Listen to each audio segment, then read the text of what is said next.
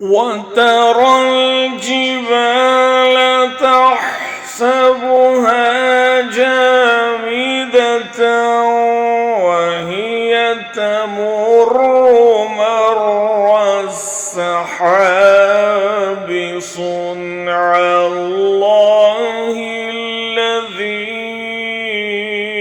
أتقن كل شيء إنه خبير بما تفعلون।